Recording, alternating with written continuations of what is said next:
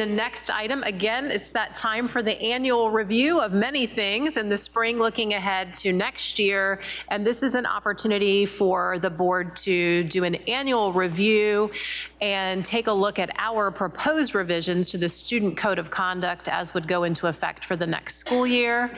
Dr. Grant and Dr. Noel are here to present this item, which again has proposed revisions. We're not seeking your approval on those this evening. It would be a first look at those, and then those would return at a subsequent meeting to be finalized and approved in advance of the next school year. Dr. Grant.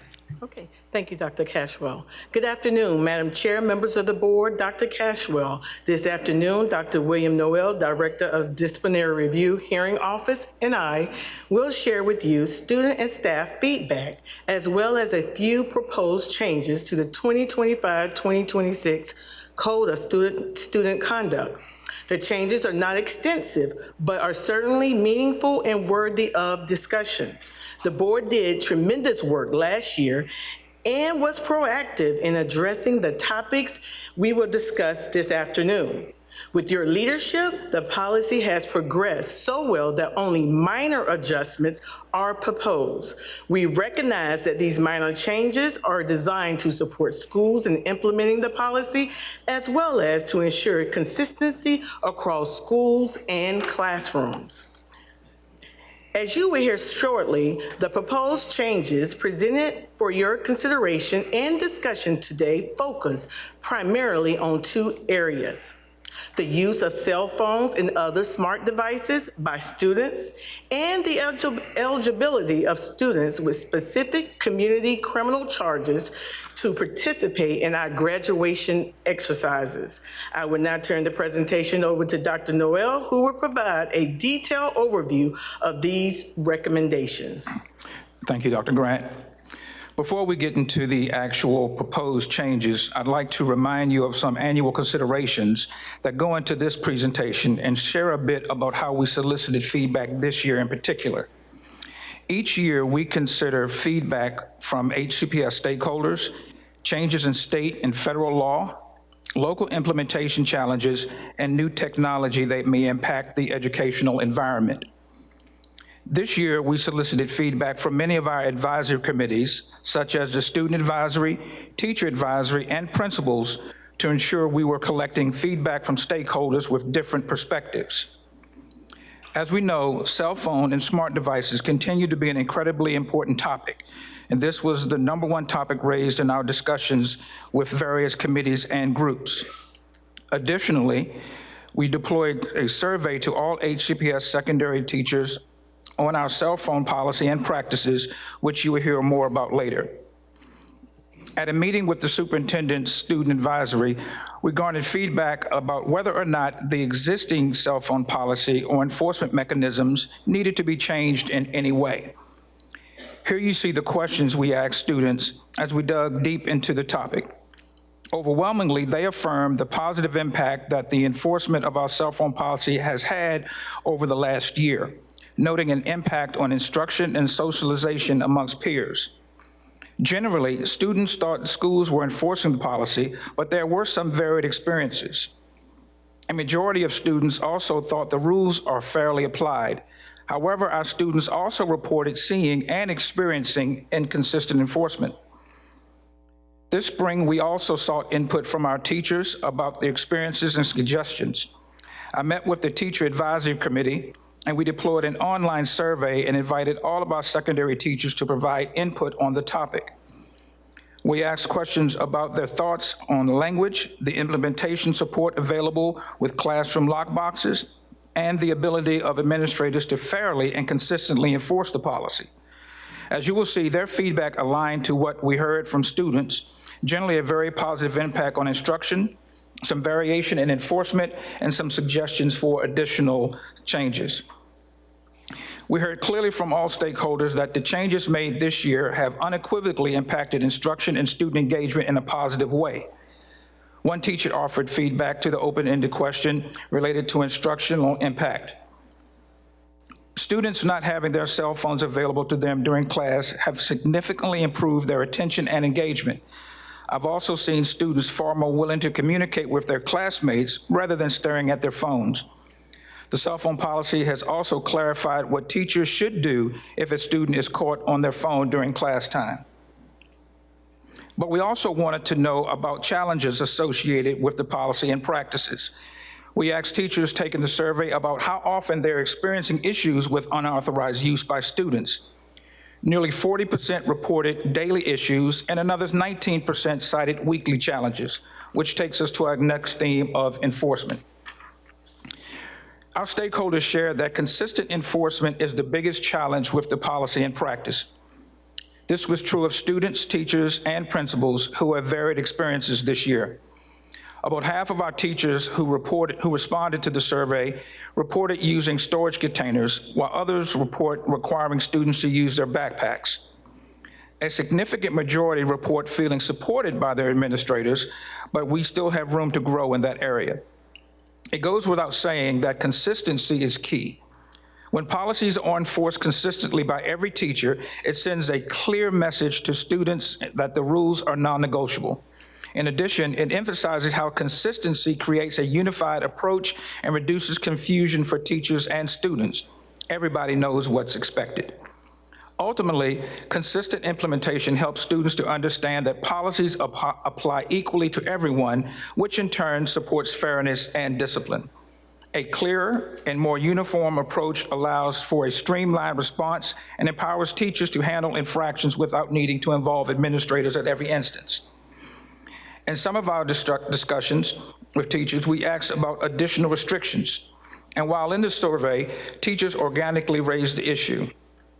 Generally, there was support for additional restrictions, though our students didn't support this quite as vehemently. We also have been in ongoing conversations with our principals about the topic throughout the year, and generally they have shared similar feedback. They have seen a positive impact on instruction, experienced challenges with consistent enforcement, and many support the idea of the change at the secondary level to prohibit the use of cell phones and the smart devices throughout the entire day. Additionally, we asked TAC representatives whether they thought it would be helpful for the 2025-2026 cell phone policy required students to deposit cell phones and unauthorized smart devices in school-provided containers during class. There were 56 total responses to this question, with an overwhelming majority supporting the change, 52 yeses to only 4 nos. It was this robust feedback that led to the proposed changes to the 2025-2026 Code of Student Conduct. There are no proposed changes to the cell phone policy for elementary schools. The consequence of violations for elementary schools remain mostly the same. However, at the TAC meeting, concerns were raised about the consequence for the 5th offense. Student must daily turn the device into the teacher. It was shared that this would be rather burdensome to do every day. Because of that, we proposed changing the language of the 5th offense to device no longer allowed in school. Moving on to our secondary schools, what you see here is our current cell phone policy. We propose removing the language about during scheduled class time and replacing it with language about keeping phones and smart devices away during the school day. This is based on feedback from our stakeholders. As a matter of practice, based on the feedback, we will require students to put their phones and smart devices in division-issued containers during every class.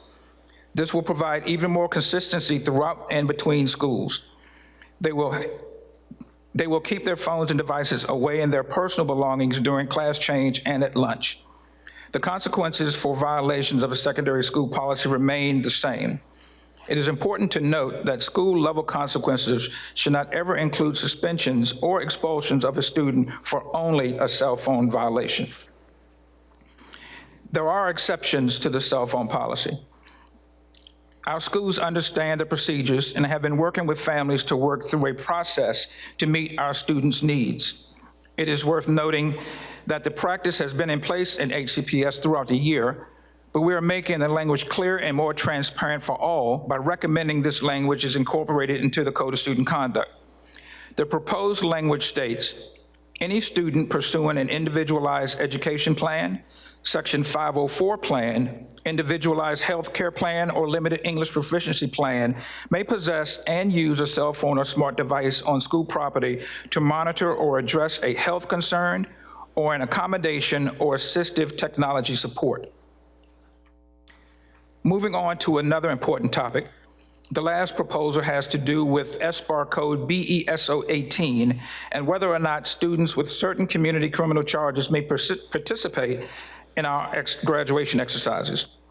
The proposed new language to state that students who have completed all requirements to earn a high school diploma but have an active SBAR code of BESO 18, reassignment due to criminal charge, under Code of Virginia 16.1260G, may not be allowed to participate in Henrico County Public Schools graduation exercises due to potential safety factors that may impact the community, including the victims. However, the student may be allowed to participate if the charges have been taken under advisement, null prost, deferred, reduced, or dismissed by the courts. Additionally, we'll bring forward edits relating to cyberbullying. The HCPS Code of Student Conduct currently has clear language to address instances of bullying, which includes cyberbullying. However, one specific piece of legislation, Senate Bill 908, that was passed this year now requires that much of what HCPS does behind the scenes to support students and empower them to bring forward any reports of cyberbullying must now be specifically written out in the Code of Student Conduct. Over the next few weeks, staff from multiple departments will convene to bring forward such enhancements to the language of the code regarding cyberbullying to really capture in one place within the Code of Student Conduct the work HCPS is undertaking to combat cyberbullying. Lastly, there are a few other minor edits that we're proposing this year. We recommend removing the employee rights and responsibilities section and include that language in the contract addendum. And we have clarifying edits for the acceptable use policy. At the end of each year, we discuss strategies to support our school leaders in implementing implementation of revised policies. This year is no different, and we will provide training to our school leaders on the language, on changes to the policy language and enforcement practices. We will update our guidance documents and share resources and best practices with administrators and teachers alike as they prepare to set expectations with students at the start of each school year. Thank you for your time and attention, and now I will answer any questions that you might have. Thank you so much, team. I know when I'm in secondary schools, this is the question I get most often from students, unsolicited. They'll just come up and they say, hey, what's going to happen with cell phones next year? This is, even been since the fall. And so I really appreciate the amount of time your team has taken, along with Dr. Cashwell and other division leadership, engaging so many different stakeholder groups in this conversation, and those groups all being part of people who are in the building every day experiencing this from different lenses. So before we get started with discussion, I just want to say thank you for that work. I think that is so important and so critical to making sure all of our student code of conduct, but particularly this piece, really reflects needs. So I'm going to start with Mr. Irving, because I know you are passionate about this, and so I'm going to let you tee this off. Thank you for the presentation. I would say that I'm very supportive of the change for the, banning cell phones for the entire school day. Given that I teach in Chesterfield, we implemented this back in January, which, it might have not have been best to do it in the middle of a school year, but it was the choice that was made. And I would say that as someone who already had an extremely strict cell phone practice in my classroom where I didn't allow them for any reason at all. I would say that it's been very positive building wide. We don't have the luxury of having containers to put the phones in, so it's up to, it really falls incumbent upon staff to enforce all over the building. So I think, us providing the cases in every classroom really advantages our educators, and I hope it makes it a bit easier for them. I would say that my students have been overwhelmingly positive about the ban throughout the school day. I rarely see phones, I would say, throughout the day, and that's even during hallway changes where they have to keep them away. During lunchtime, I would say the only time that I mostly see them is during class, when the students are out in the hallway, like going to the bathroom or something like that. But if we are instituting the requirement that the students keep them in lock boxes, and that will be the requirement, like the expectation, I imagine that we won't see much of that because if your phone's in a lockbox, it's hard to take it to the bathroom. I think that also will lead to far less skipping. It'll lead to less instances in restrooms, which we know behavioral instances occur, and they are many.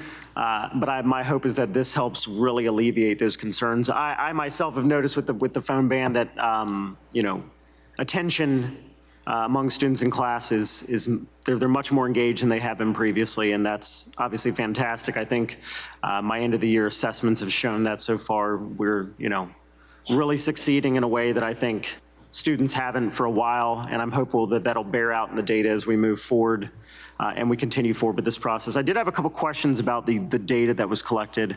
I saw that only 47% of teachers reported using the division-wide boxes in classrooms. Do we have feedback as to why that was?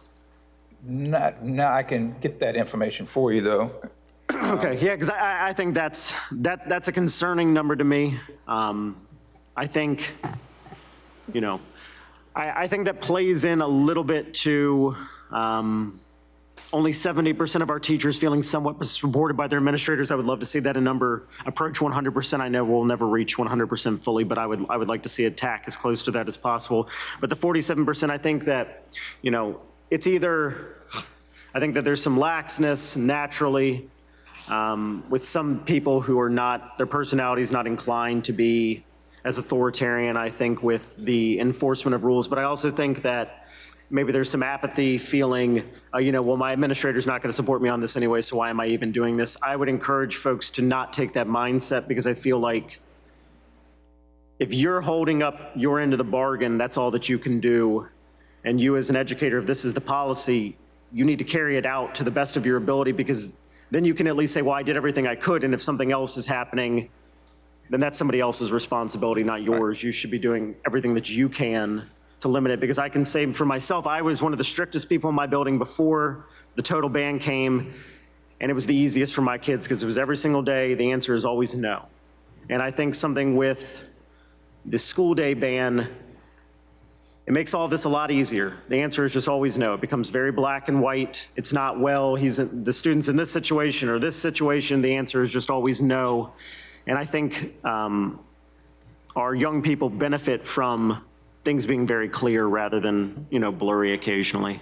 I had a question. Yes. Can I ask, they were given the opportunity this year either to use the lock boxes or keep the cell phone in their backpack. I understand.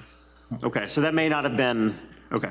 Yes. So, but we'll eliminate that for next year, obviously, with our change. I think it was on the themes from teachers. It said 70% of survey respondents requested usage be limited during the entire day, and an open-ended question about other changes they would like to see.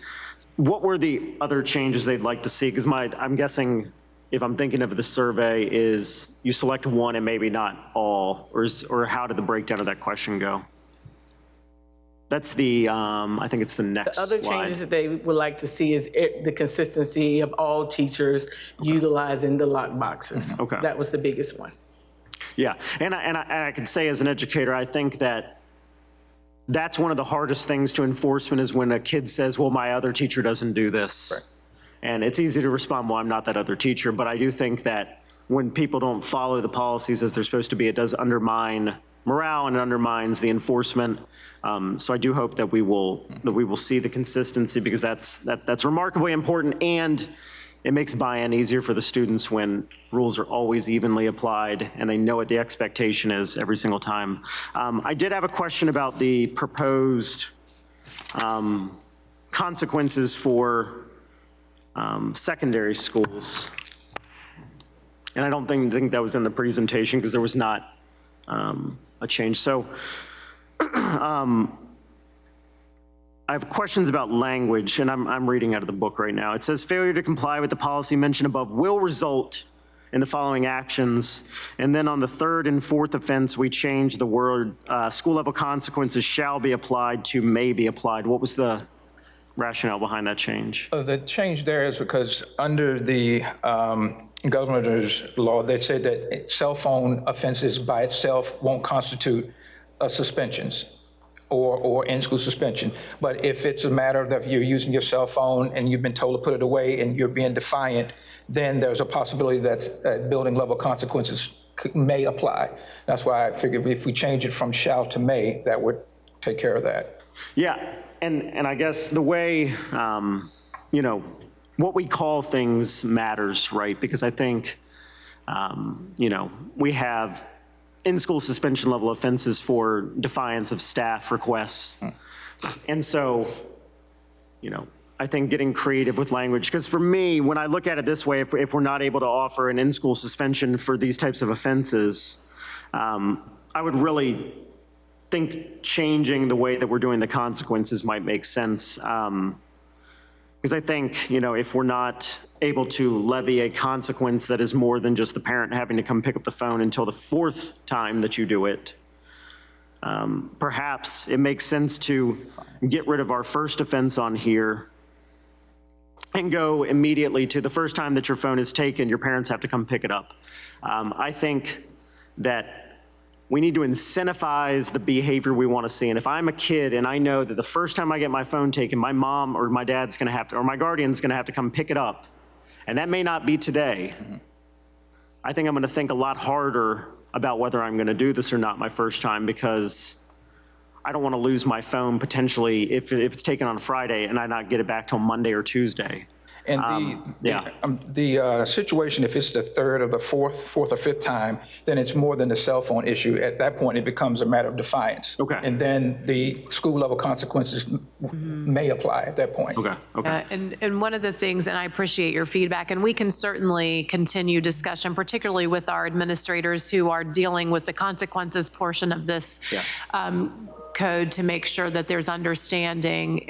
But they felt, you know, very empowered to implement this in a meaningful way and have it, you know, stick with meaningful consequences for students. But we also want to be careful that we're not, you know, removing a child from instruction solely for the possession of the cell phone, which is clearly not allowable. So I think it is, when there are other things at play, helping administrators understand how to leverage other parts of the code and those consequences appropriately, and certainly something we can handle in training as well with our administrators. So should the board move to approve any of the changes within the code, then we would work throughout the summer to prepare our training and detailed guidance for our administrators on topics such as this. Okay.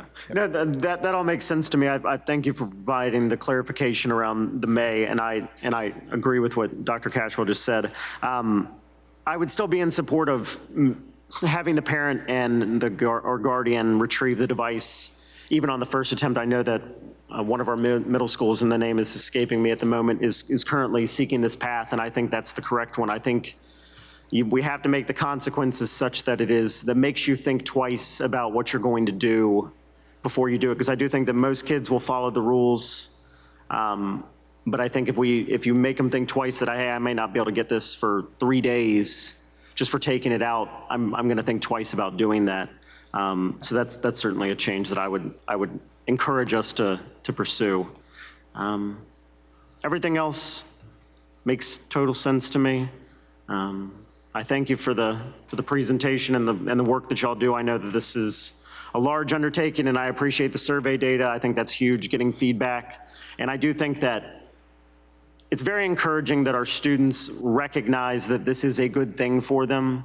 I think, you know, cell phone use can be seen as a form of addiction like anything else, where you don't even realize that you're going to do it. And I know that even us as adults have this happen to us, and it steals our attention away. And if we can start maybe doing this when children are very young and they're used to spending 8 hours a day without their device, maybe when they get home, they'll think, oh, I don't actually need this. And it starts to remove some of the dopamine hits that they get from being on the device and just constantly thinking about it.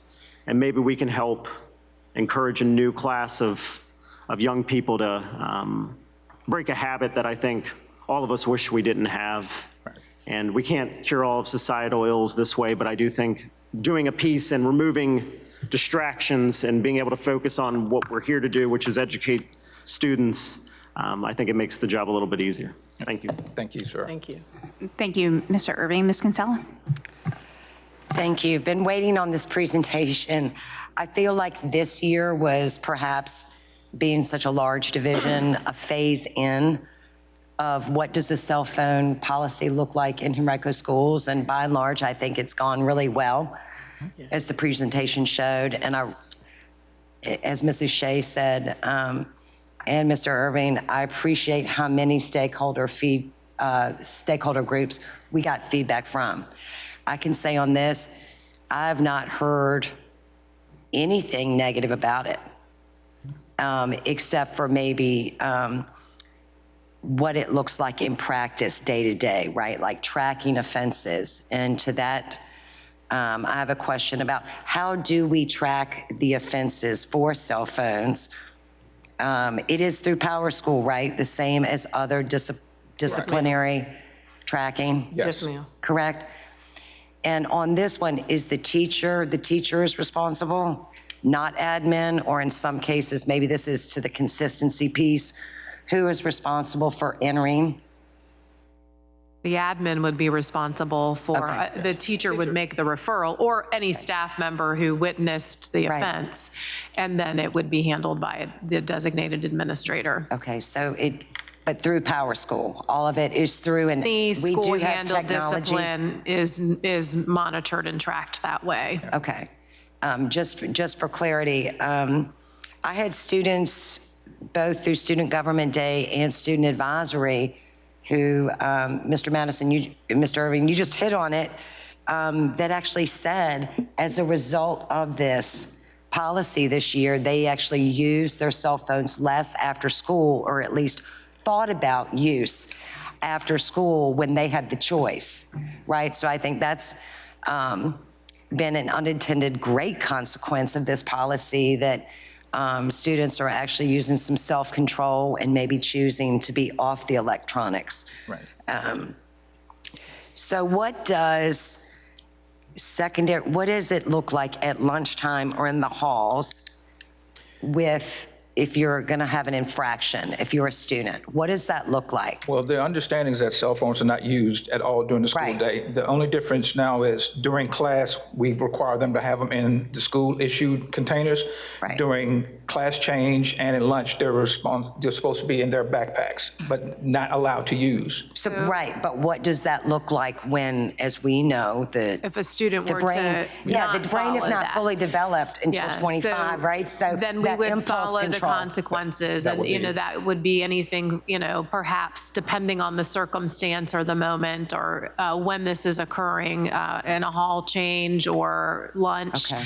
Then the individual, the administrator, teacher, staff member who would witness it would note to the student that it wasn't allowable, and then the consequences would be doled out as listed in the Student Code of Conduct if referred. And then as to slide 7, Dr. Noel, I know you don't do research and assessment, but I have to say, 80% of secondary teachers who responded to the survey, which was 1,643 total, that is a pretty high number responding to a survey, is it not? I mean, Yes, given. we were pleased with the results. So I would just like to thank all of our staff who took the time to reply to this. In addition, I received quite a bit of feedback from educators and staff about what it looks like, and with questions, because the consistency is clearly the theme. They'd like even more clear language in the Student Code of Conduct. I have a question about Student Code of Conduct language on page 10 of the actual document.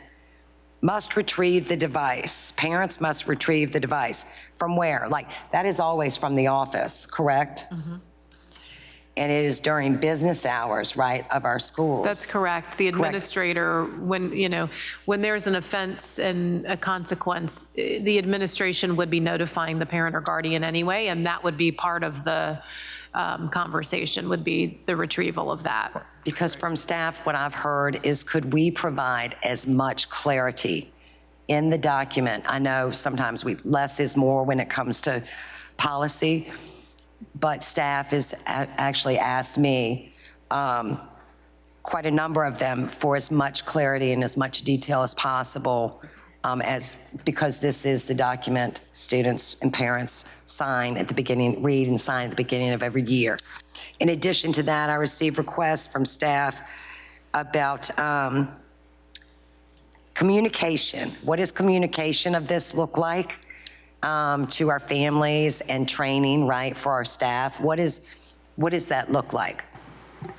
I would note, very similar. You mentioned going into this year sort of as a first run of this, and beginning in the summertime, in advance of the school year, we equipped our administrators with items they could use in their school messages so that there would be broad awareness. Of course, this is less new, but still something that deserves a lot of attention. And should the board adopt any changes as they're proposed here in the version that would go into effect next year, we would reflect that, any of that, in our communication to families, and continue both at the division and school level, equipping our school leaders with tools to use for communication.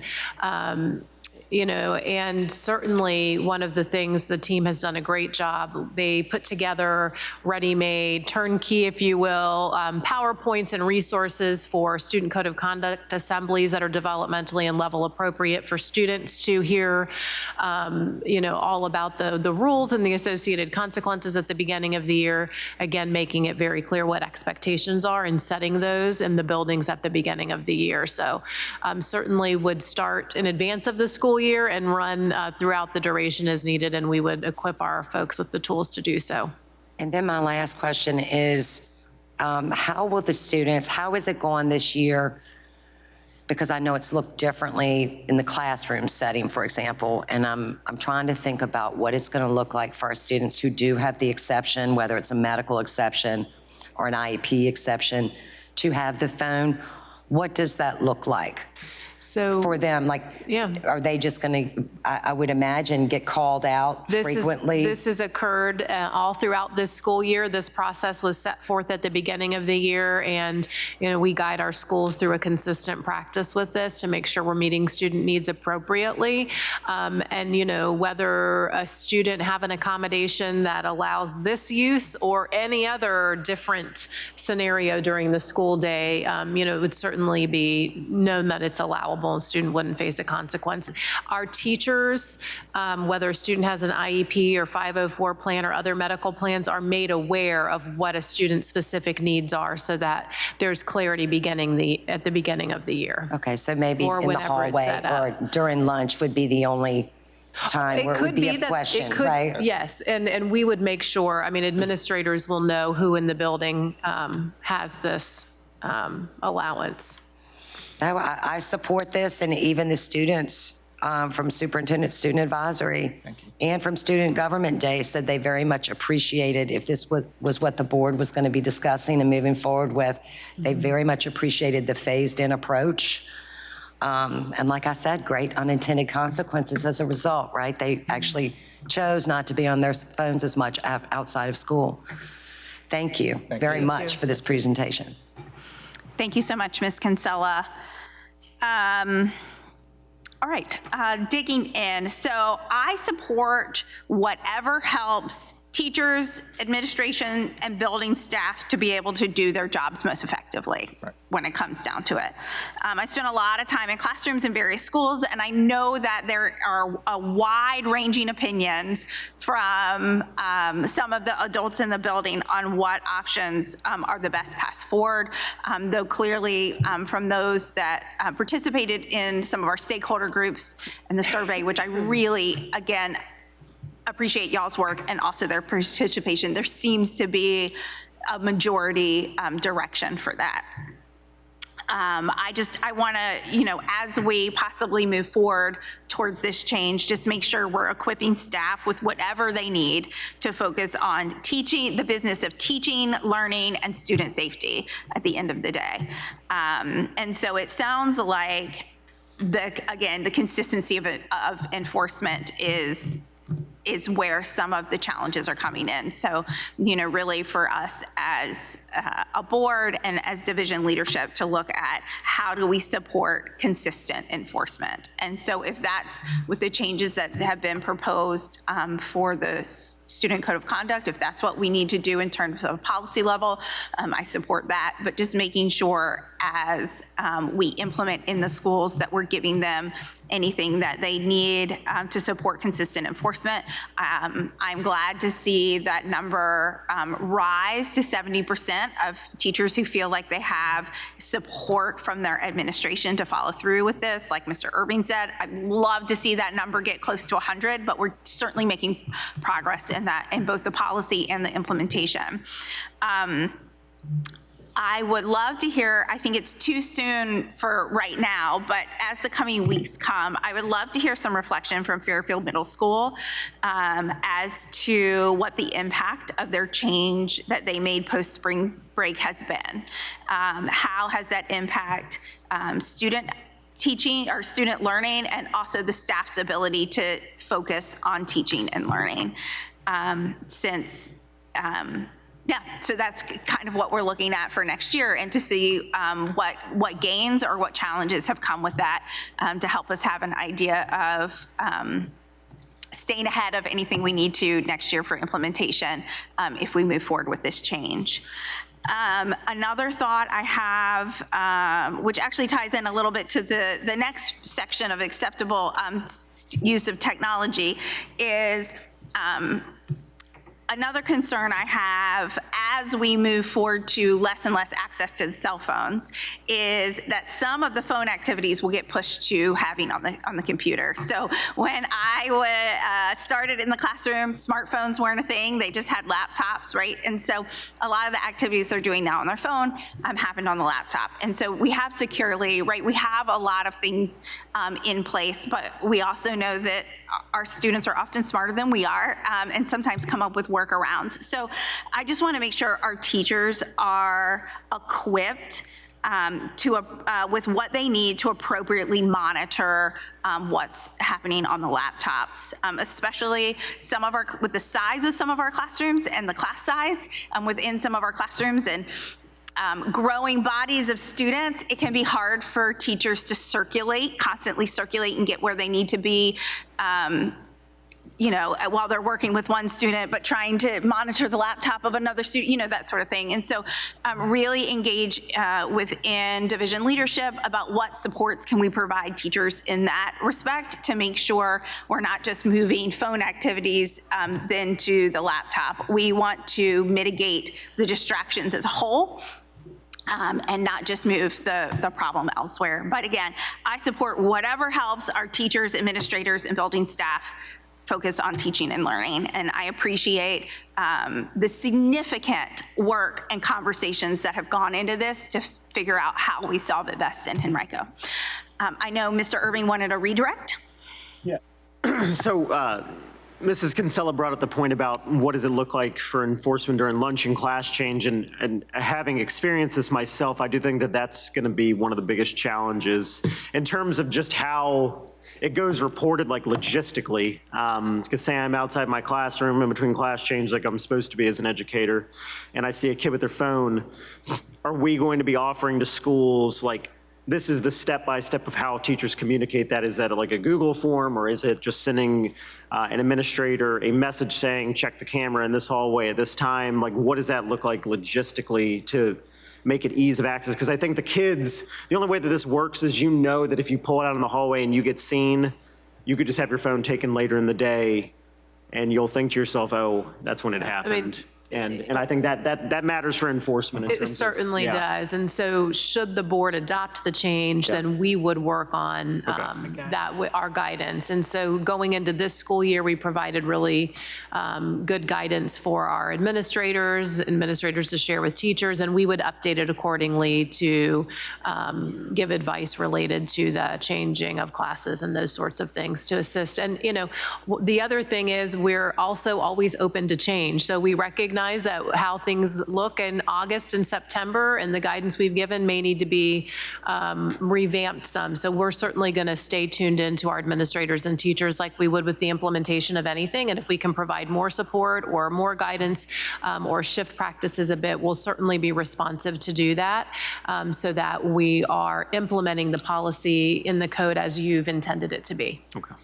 Yeah, because I'm just thinking as an educator, whatever we can do to make it the easiest on people when they see it to report it in a timely manner is just going to be key to implementation. Because if it's hard to report, I just worry that there will be some apathy of like, you know, nothing I can do about it this time. But that matters for enforcement because no one has a kid that And you I can don't get. want to underestimate the challenge in that and really related to any and all student discipline and Yeah. enforcement. I mean, it's Sure. certainly not easy. It's a challenge for our administrators related to other infractions as well. And so Dr. Noel, Dr. Grant, her directors and team are, you know, really tuned in to working with our principals and teams as they're going to, you know, potentially encounter challenges with this and we'll be responsive and help make adjustments along the way as we need to. But certainly, there's, you know, I don't want to miss noting that as clear as any language can be and processes can be, you know, the actual work of enforcement and implementation is work, and it is something that, you know, requires the time and attention of our administrators and our teachers, and we appreciate that they're putting forward that extra time and attention on this, and we'll work to support them. I agree. Thank you so much. Anything else, colleagues?